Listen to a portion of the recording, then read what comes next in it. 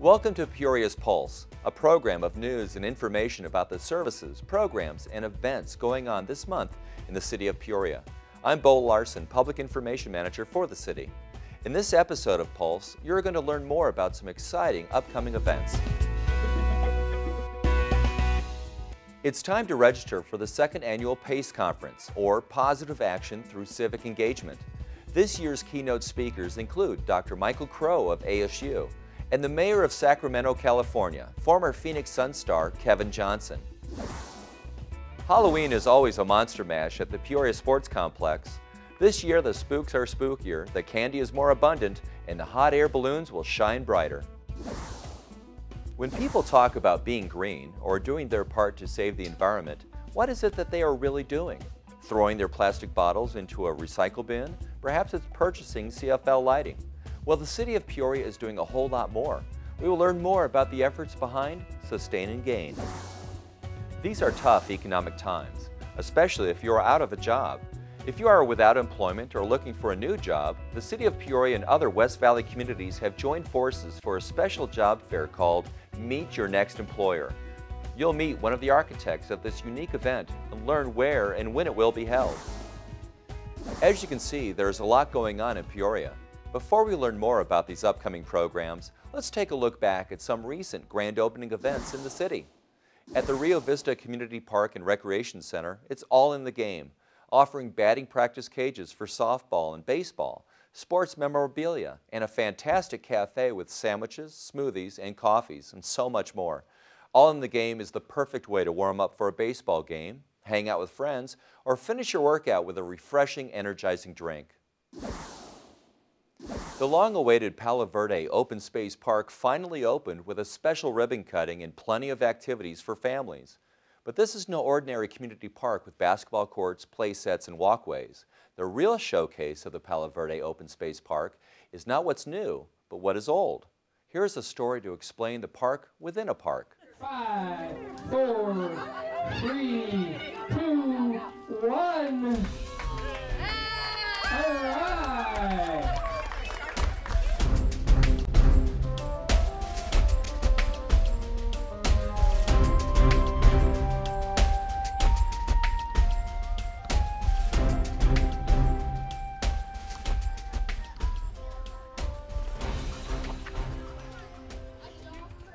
When the Terramar developer donated the land, this parcel that we're on right now, to the city of Peoria to build a park, that very same day they were in downtown Phoenix signing the documents to designate this as a cultural preserve. Because in addition to them designating the site as a cultural preserve, which we are absolutely in favor of, they also promised all of these people whose homes back up to the park a park. What we have here today is the end product of collaboration between our consultant team, the Army Corps of Engineers, State Historic Preservation Office, and definitely the community and the neighbors. Our goal and our drive is to try to help guide the city council and people in positions of authority in the city to make decisions that will not only benefit this community but protect the archaeological sites that we have. The HAINES started here at about 8950 as 3 small farmsteads. About 1,000, maybe 1010, almost 1,000 years ago exactly from our time period, there's a change in the population. The density jumps dramatically and you get 15 or more residential areas. Now the reason we think that they're moving into this area is because of the ball court. The ball court becomes the central focus in the Hohokam region. That is where people come to do exchanges, to meet people, to do whatever ball court activity is going on, and then just really social interaction at that point really drives this population increase.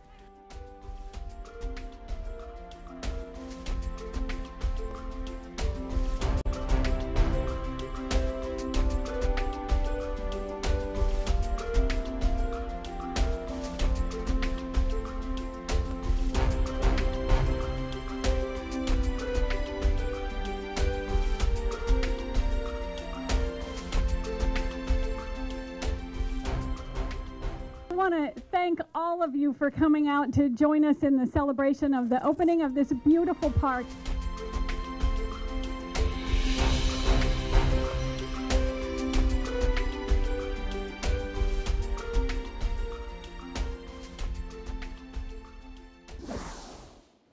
We're here now with Debbie Pearson, Business Development Specialist in our Economic Services Department. She's here to talk about a job fair we're having here in the city. Welcome, Debbie. Thank you so much for having me, Bill. Oh, it's so glad you're here. Tell us about this job fair. What is it? Well, this job fair is going to be phenomenal because we've recruited all the surrounding cities to partner together with us, along with almost all of the chambers. It's going to be on October 12th at the Peoria Sports Complex from 10 to 4 p.m. Along with this, we're going to offer employers of both sizes, large and small, offering positions. And the job seekers will also have the opportunity to go to mini workshops in regards to interviewing techniques, dressing for success, and can also visit with an expert resume reviewer. How many people are you expecting at this job fair, or how many businesses as well? We're hoping to fill the place up with a lot of businesses, like I said, both large and small, offering a variety of positions, and we'll have those grouped in the different industries, so it'll be easy for the job seekers to pick out where they want to head as far as searching for employment. And I think attendance is going to be very, very high. So, you know, with so many people, a lot of job fairs, people have to wait in line. It's always difficult to really meet with the people they want to meet. What's going to be different about this one? What will be different is the sponsors will have the opportunity, the certain employers, to speak about their company and the openings on the loudspeaker, and then we'll direct and have mapping to where every employer is located so those job seekers can get right to their destination and also to those workshops so they don't miss out on any opportunities. So there's really no waiting in line to get a chance to even get into the room because it's at the Peoria Sports Complex, so it's really going to be spread out. Yes, it certainly is. It's going to be inside the complex. Now, what are some of the opportunities for the businesses that are going to be there? The opportunities for the businesses that will be there is, of course, they're going to be supplied, you know, their exhibition table, but then also we're going to be highlighting them on the program so it catches the attendees' eyes if there's a business in particular that they're interested in. So, and they also will get to do some speaking. Like I said, the sponsorship levels will get the opportunity to speak on that loudspeaker and have things running across the large screen. Now, you mentioned earlier that there are some organizations there that are designed, they're in the business of helping people find jobs, prepare for jobs. Can you explain a little bit more about that? Absolutely. The workshops, we're going to have specialists from, for Dressing for Success will be someone from Goodwill, because it'll be showing attendees how they can dress without having to spend a lot of money to get to that interview to land that job. We're also going to have Maricopa Workforce Connections with interviewing techniques. And what I'd also like to mention is it would be to great advantage to the attendees to go to the Maricopa Workforce Connection website, sorry, to the website and do their online skills assessment. That will help them, if they want to switch careers, kind of narrow down what they would be qualified for or what would be of interest to them. Oh, so can you give us some details again? When is this going to happen? This is October 12th, which is on a Wednesday, from 10 to 4 p.m.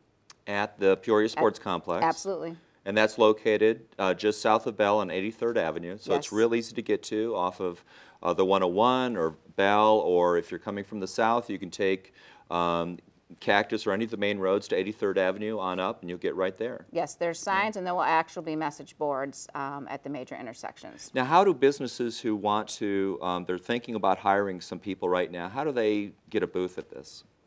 Well, they can give me a call at 623-773-5210. They can also look online at PEORIA'S.gov. There's a couple of articles we've got listed, and there's contacts, a couple other contacts with numbers if they can't get a hold of me readily. Now, what about those who are looking for a new job or a job to get them through these tough economic times? How do they participate in this? Just show up? They can show up. We would really appreciate if they went online and did the registration form so we can kind of get a head count to monitor how well this event's going to go. Okay. Well, you know, October is a beautiful time of the month, or the year, and so the weather should be great. So even though it's outdoors, it should be comfortable. It sounds like there's going to be a lot of activity and a lot of businesses there and a lot of great organizations to help educate and get people kind of to that next step, because we've all been there where we've been out of work at one time or another and you're not sure what direction to go. So it sounds like it's really a great organization or a great opportunity going on. Yes, it's going to be, and I would also like to mention that we're going to have several organizations that specialize in what it takes to open a small business. So if there's some job seekers that have finally thought things through and would like to start a small business as opposed to job searching, we'll have an area where they'll be clustered together where they can get information about that also. Oh, fantastic. Well, Debbie, thank you very much for being with us on The Pulse. And for those of you looking for work, this is a great opportunity. Again, it's October 12th between 10 a.m. to 4 p.m. And it should be an outstanding turnout, beautiful day, and there's a lot of businesses already signing up for this. So we think this is the great place to meet your next employer. Thanks, Debbie. Thank you.